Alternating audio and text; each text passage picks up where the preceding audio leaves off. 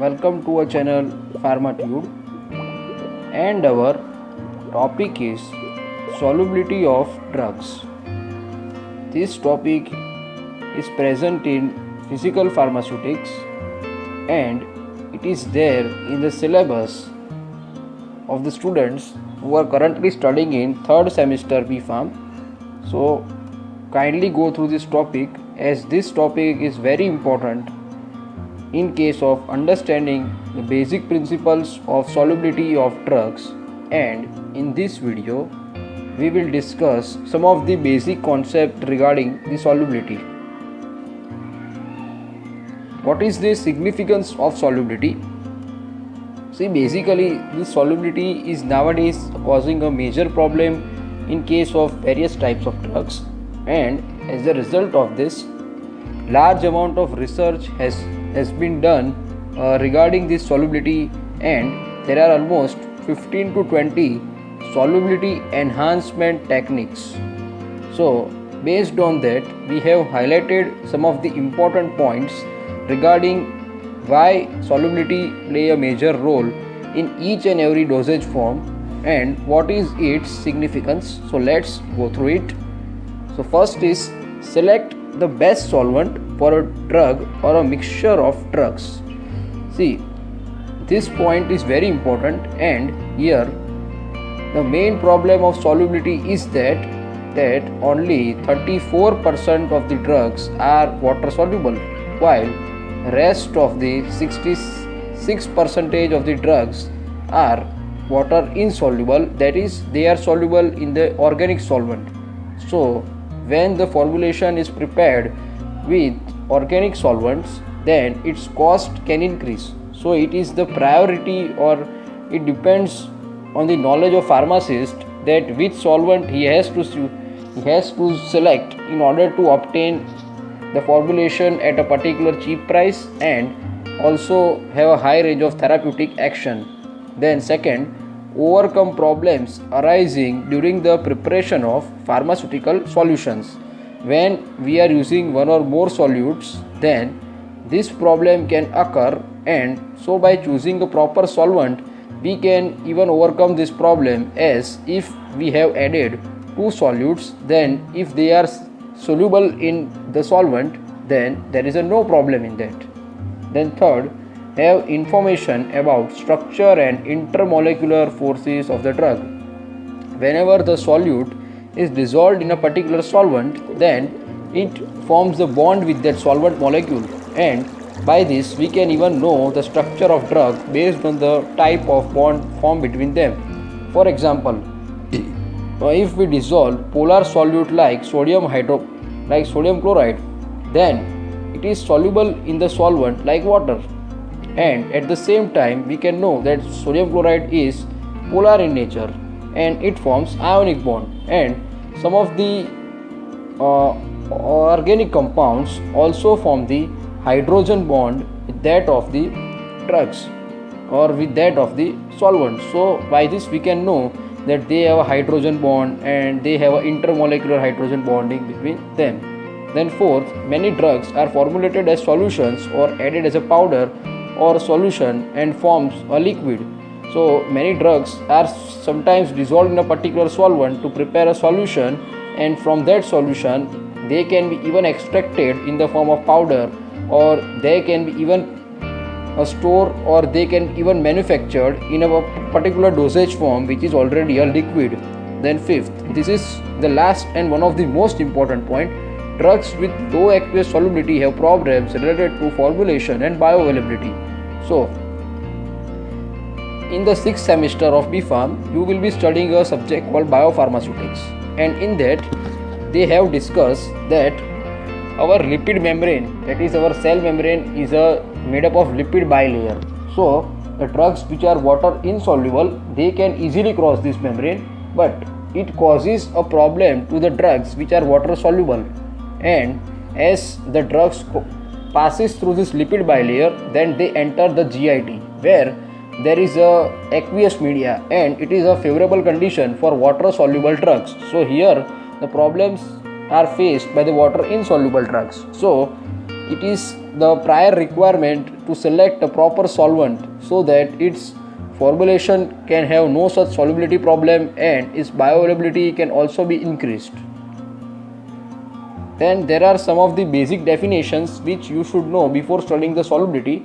So what is solution? It is a mixture of two or more components that form a homogeneous mixture. So if we add a particular compound into another compound or a solvent, then it form a homogeneous mixture, and that are referred to as solute and solvent.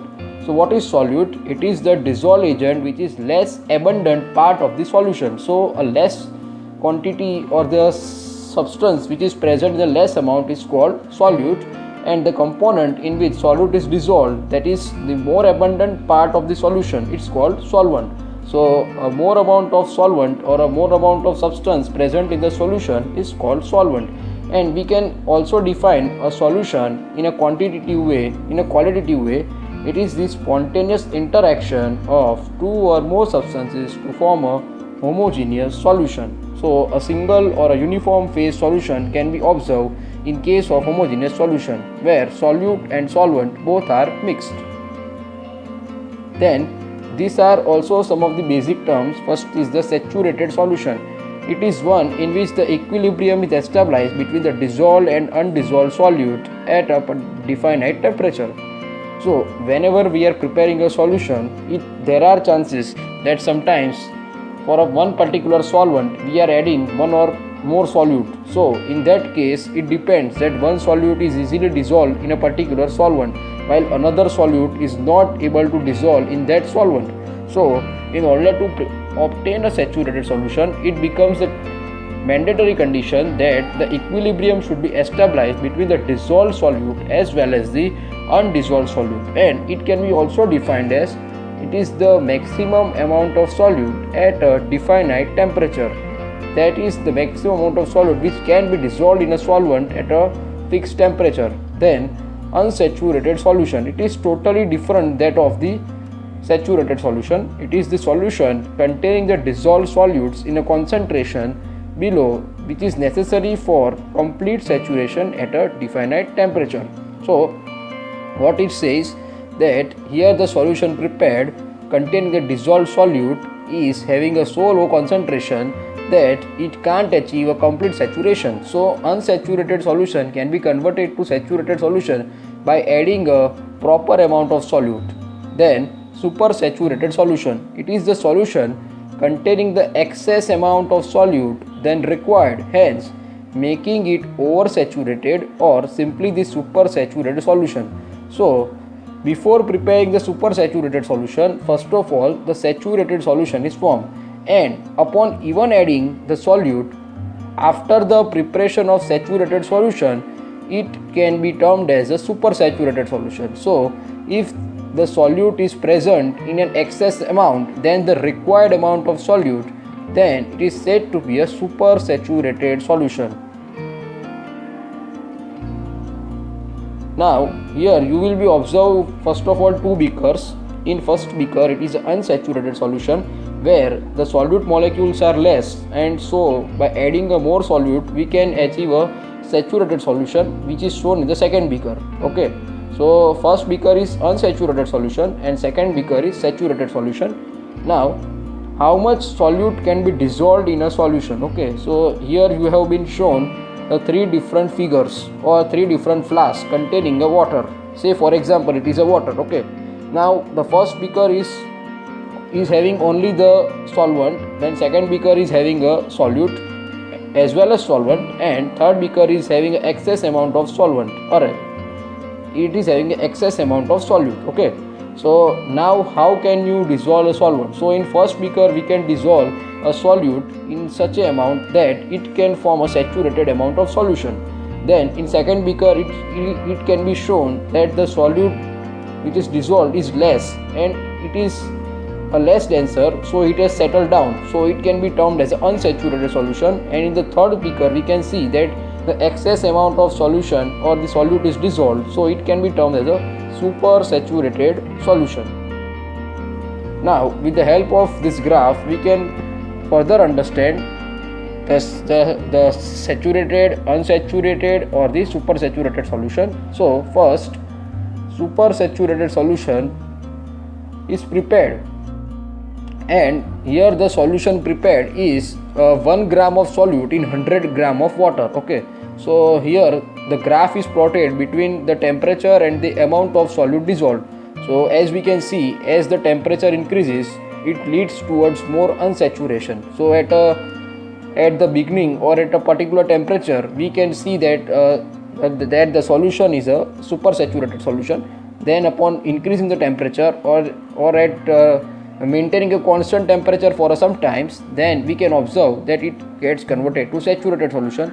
And after some times, if we stop or keep on adding the solute, then it can finally lead to the unsaturated solution. So our last topic of this video is that the solubility process. So solubility process involves mainly the 5 steps which are required in order to dissolve or solubilize a solute into the solvent. The first step is that breakup of solute-solute intermolecular bond. As the solute molecules are located together, there are chances or the bond between the solute should be broken down in order to solubilize the solute inside the solvent. Then next step, the solvent molecule which are present in higher amount in solvent, it is also mandatory to break down the bond between the solvent as well as solvent molecule. Now third, formation of cavity in solvent phase large enough to accommodate solute molecules. So in order to solubilize a particular solute inside the solvent, it is necessary that the formation of cavity inside the solvent molecule must take place. Then fourth, transfer of solute inside the cavity of solvent phase. Now as the cavity is formed inside the solvent molecule, then the solute can be transferred into that cavity, and at the last, formation of solute-solvent intermolecular bond and takes place, and which leads to the finally solubilizing the solute inside the solvent and hence forming a solution. So now there are basically 3 types of interaction as we have studied in the last slide. That first one is the solvent-solvent interaction, then solute-solute interaction, and third is the solvent-solute interaction, which is also termed as solution. Now first of all, the liquid solvent is shown. Now if we provide them enthalpy, then the bond between those liquid molecules can break down and they can freely move. Now we can also show the solute crystals or the solute which we have to dissolve. So similarly, if we provide them enthalpy, then like solvent molecules, then their bond can also be broken down and they can be also freely move. And then after, these solute molecules can combine into the cavity of the solvent molecules, and hence by supplying the enthalpy to them, they can finally form a solution. And hence we can say that the delta H solution is equals to delta H1 plus delta H2 and delta H3, and by this way we can easily achieve the solubilization procedure. And so friends, now in next video we will discuss about the various concentration methods for the solution as well as polarity and the factors affecting this